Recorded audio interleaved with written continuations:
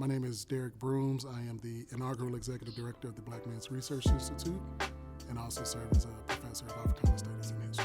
As I think about the ongoing attacks on Black history and Black studies going on in the United States, it reminds me of kind of the long struggle of getting Black history and Black knowledge included in the broader curriculums. We really give it a research focus, and so what we want to be able to present to the Morehouse community, to the AUC community, and the broader communities is conversations and deep dives into the lives and experiences of Black boys and men that is steeped in research.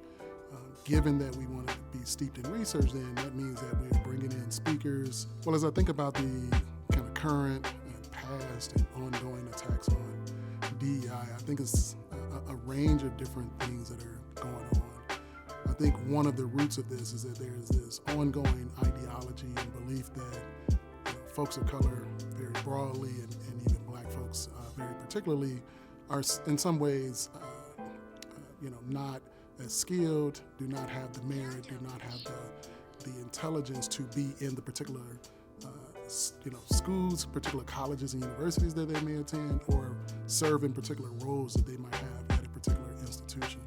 And so when we have ideas that there's no way that this Black person is quote unquote qualified based on merit, which we know is a term that's very abstract, and we can really begin to kind of analyze and interrogate what is merit even supposed to mean and offer us, then it suggests that there are ways in which Black folks are seen as particularly professionals, that they are not qualified to do the work that they are positioned to do. So that's kind of on the one hand. I think another thing we have to consider is one of the challenges we face in this nation is that whenever, in the efforts to create greater equity, is the idea that some folks bring as a zero-sum game. So that is, if one set of folks, group of folks, are to make progress, that means they're making it at my cost. And so when we have this kind of zero-sum ideology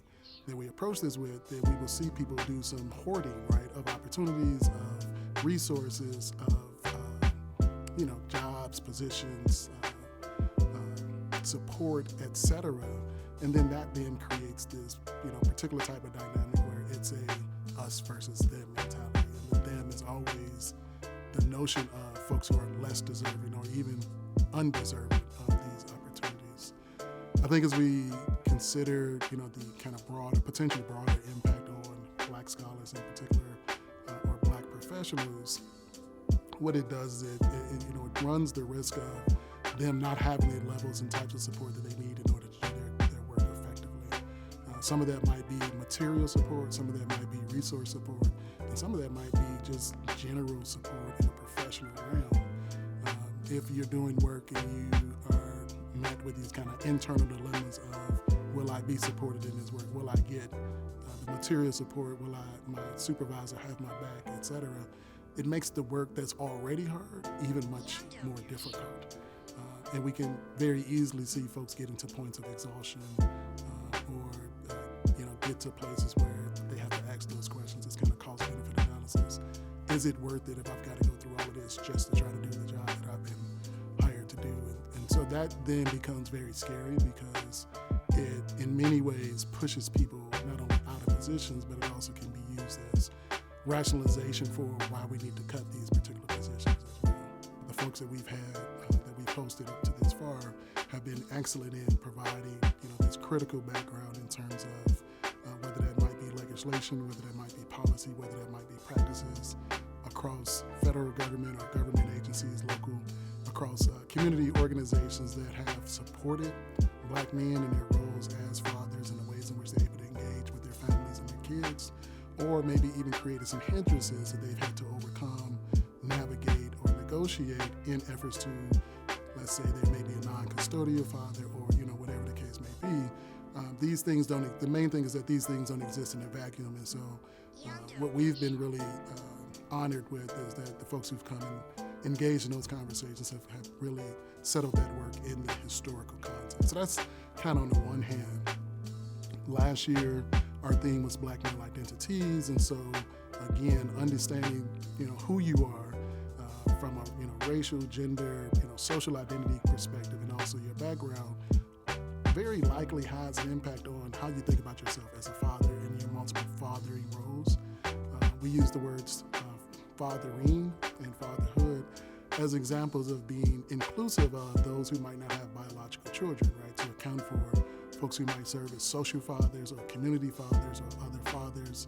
They might contribute to the community or their own kind of family beyond biological children in multiple ways. And so we want to have a very robust, broad, and inclusive conversation that can account for the multiple ways that Black men might show up and contribute to, again, not only their family, but communities as well.